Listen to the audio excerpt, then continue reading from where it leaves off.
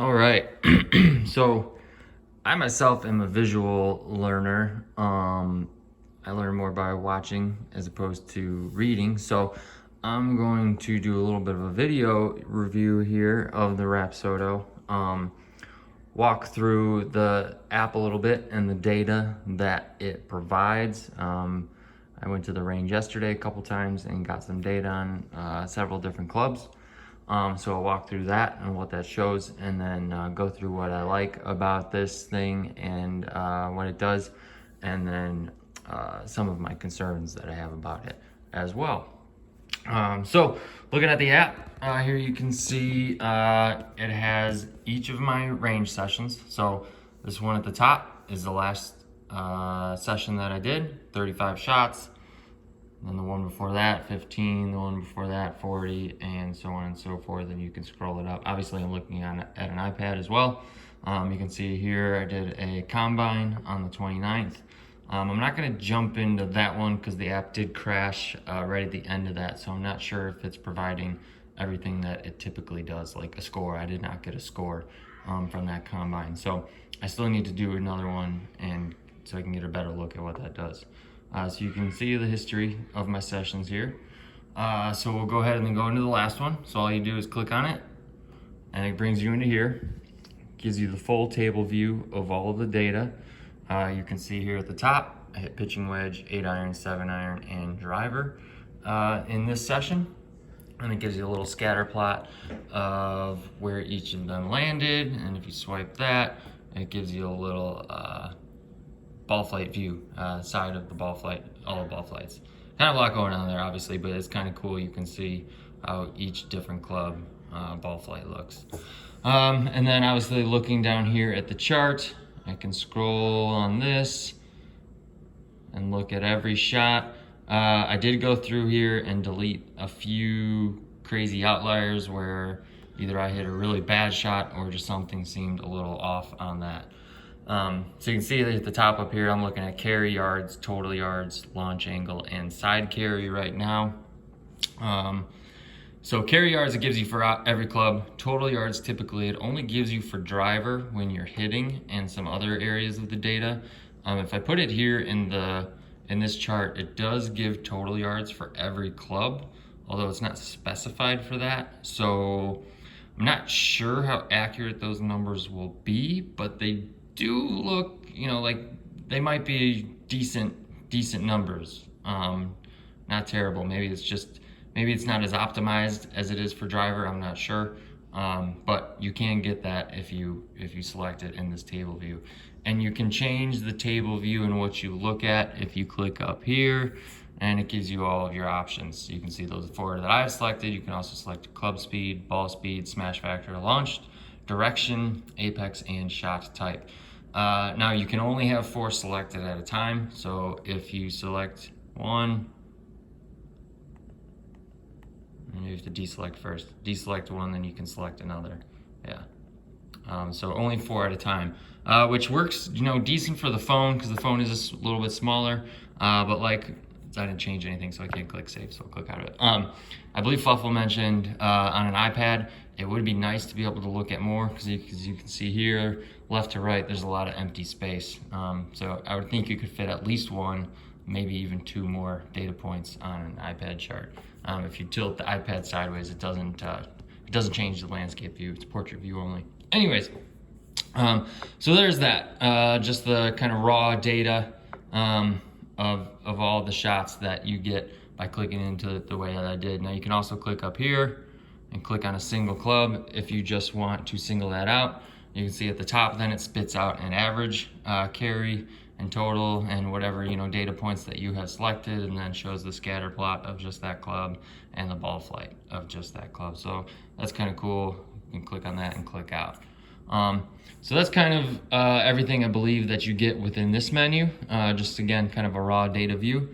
If I go back out to the main menu and you see this little graph up here, this does the session insights. So if I click on that, generating session insights, and this is where you get a more in-depth analysis of your shots and some advice from the app as well on things that you could potentially work on.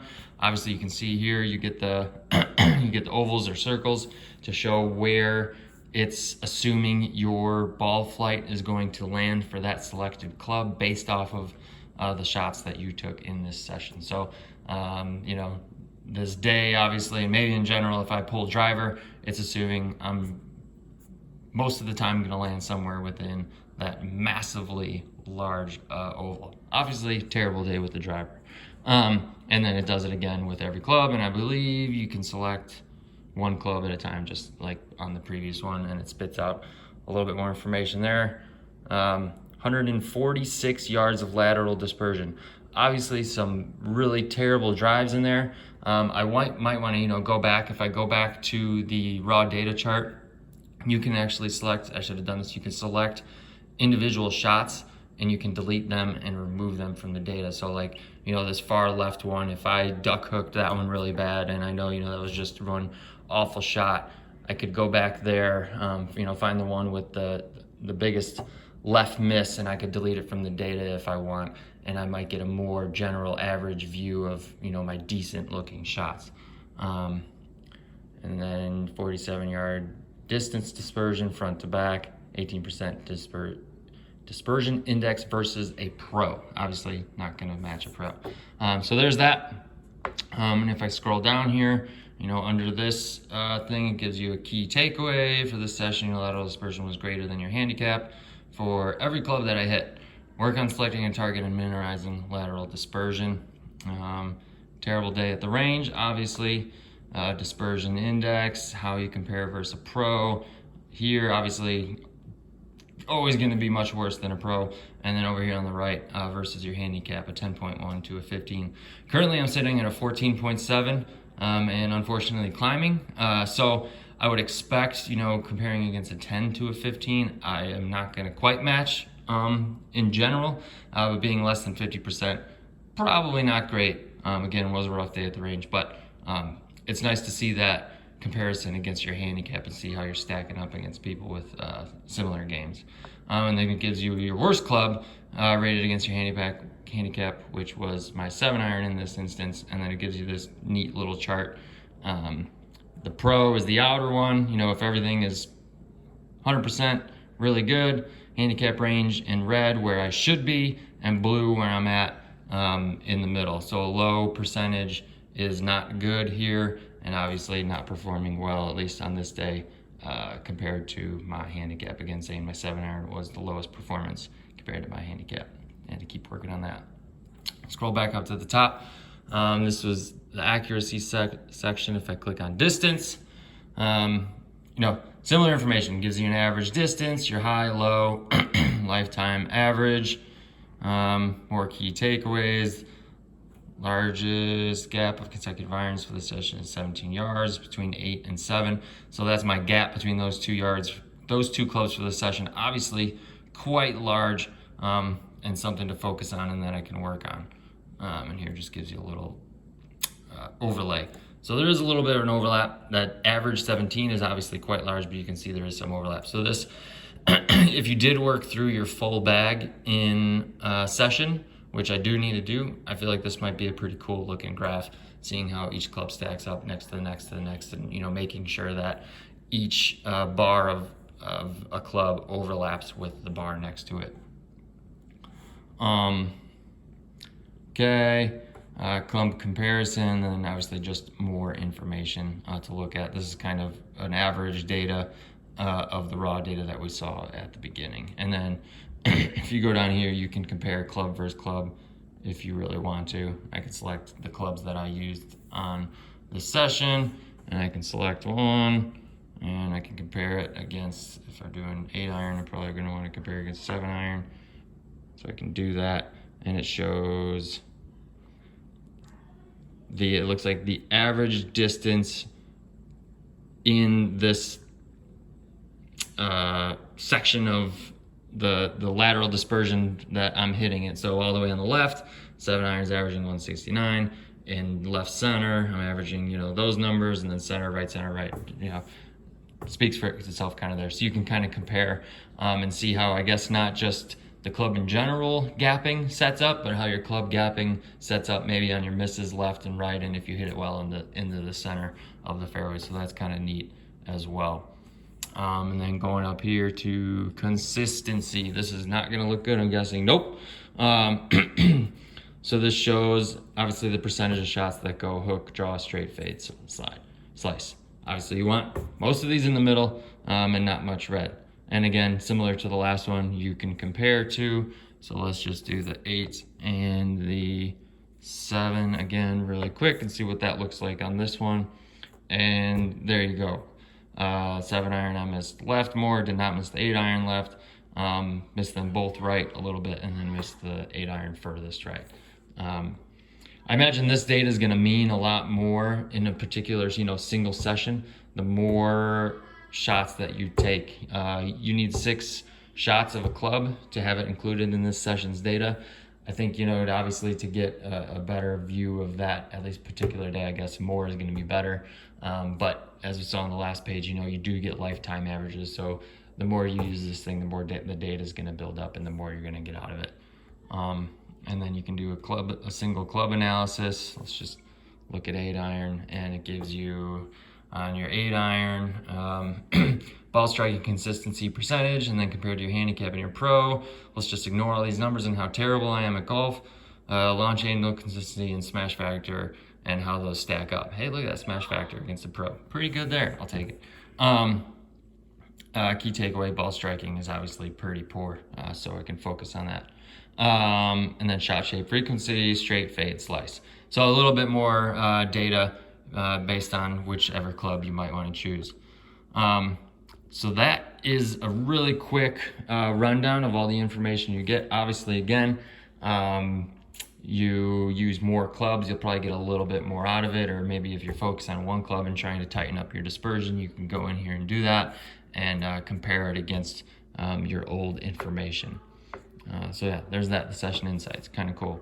So that's a really quick rundown, and obviously we could continue to use this thing a little bit more and see how the data builds up. And again, I do want to do another combine so I can do a deeper dive into that, because this one I had an app crash and I don't think it collected quite right. So what I like about this thing is that obviously the data gathering and what it gives you and checking your gapping on your, average accumulation of each club is going to be pretty good. Those graphs with the ovals and showing where you're typically hitting the ball with that club, and then you can stack those up with each successive club, and then the vertical bar graph, making sure the distances of each club gap and layover is really nice. And I like that you can do that at a place like a range. Hopefully your range has good balls, so you can hit a club repeatedly again and again and again, and you can gather a lot of data versus maybe having to take it only on the course, and I get a 7 iron, maybe 2 7 irons one round, 1 8 iron, I don't even get a pitching wedge, I don't get my 5 iron, or maybe one shot, and I'm playing one round every other week. It might take me a year to gather a good amount of data for each and every club that's in my bag. So I think that's where a place like this thing can shine, and that you can hit a lot of shots with it and gather a lot of data in a much shorter period of time by being able to take it to the range and making sure that everything is looking how you want it to look. So that's where I really see the power of this. I think the shorter distances, wedges, maybe up to pitching wedge, I don't know, maybe 120 yards and in, and dialing in those more precise shots where you're going to be expecting to hit the green more often is where this thing is going to shine the most. I think you're going to get the most accuracy out of it on those shots, and those are kind of touch and feel shots. And I think I think just based off my living experience, obviously I'm going to use this more. I think that's where someone may get the most out of this, or maybe just myself, speaking for myself. I think that's where I would get the most out of this, is trying to dial in my wedge game and those field distances, half swings all the way up to a full swing, and trying to hit those more precise shots. Now, the flip side, some issues I've had with this so far. First, the app. I've had a lot of app crashing, to be honest, mostly on the iPad, but I have had it on my phone a couple times as well.